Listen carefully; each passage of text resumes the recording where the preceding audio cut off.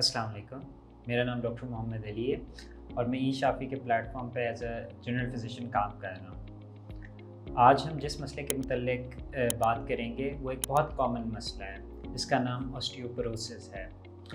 अब ऑस्टियोपोरोसिस क्या है? ऑस्टियोपोरोसिस यानी आम ज़बान में हड्डियों का भूरापन है। इसको साइलेंट डिजीज़ भी कहा जाता है, जिससे मुराद ये है कि इस डिज़ीज़ की अलामात जो हैं वो ज़ाहिर नहीं होती, इसके सिम्टम्स नहीं आते और अक्सर औक़ात हमें जब पेशेंट्स के एक्स-रेज़ देखते हैं या कोई उन्हें इंजरी हुई हो, उसको देख के पता चलता है कि पेशेंट को ऑस्टियोपोरोसिस है।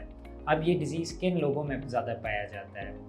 हमारी पॉपुलेशन के अंदर हर 3 में से 1 ख़ातून को ये डिज़ीज़ है और ये आम तौर पे उन ख़वातीन में ज़्यादा होती है जिनकी एज ज़्यादा है और वो लाइफ की उस स्टेज में होती हैं जिसमें माहवारी या पीरियड्स ख़त्म हो चुके होते हैं, जिसको क्लिनिकली या मेडिकल की ज़ुबान में मेनोपॉज़ कहा जाता है।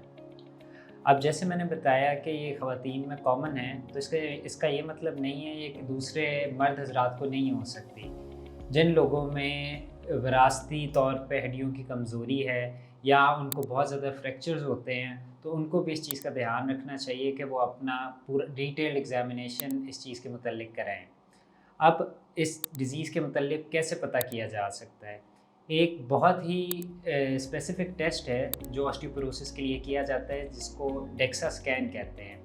ये एक्स-रे की तरह का एक स्कैन होता है, सिंपल सी मशीन होती है और ये जो है ना बोन डेंसिटी या बोन मास को जो है आपके कैलकुलेट कर देता है और उसके तनासुब के ज़रिए हमें पता लग जाता है कि हड्डियों की कमज़ोरी जो है वो किस लेवल तक की है।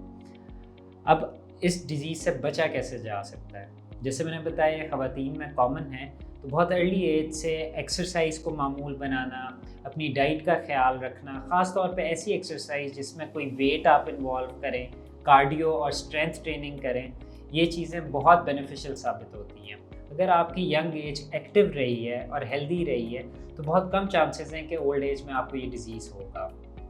दूसरी चीज़ ये है कि विटामिन डी और कैल्शियम और दूसरे जो मिनरल्स ग़िज़ाई मिनरल्स हैं, आप उनकी इंटेक ज़्यादा कर सकते हैं, जो इस डिज़ीज़ से बचने में कारआमद साबित हो सकती है। तीसरी इम्पॉर्टेंट चीज़ ये है, हमारे यहाँ अक्सर लोग धूप से बचने की कोशिश करते हैं। अब धूप एक मेजर सोर्स है विटामिन डी का, जो हड्डियों को मज़बूत करने में हेल्प करता है। तो ये भी एक चीज़ है जिसका ध्यान रखना चाहिए। अगर आपको हड्डियों में बार-बार फ्रैक्चर्स हो रहे हैं या किसी भी किस्म की हड्डियों की बीमारी है, तो अपने करीबी किसी भी स्पेशलिस्ट या क्वालिफाइड जनरल फिजिशियन से राब्ता करें। शुक्रिया।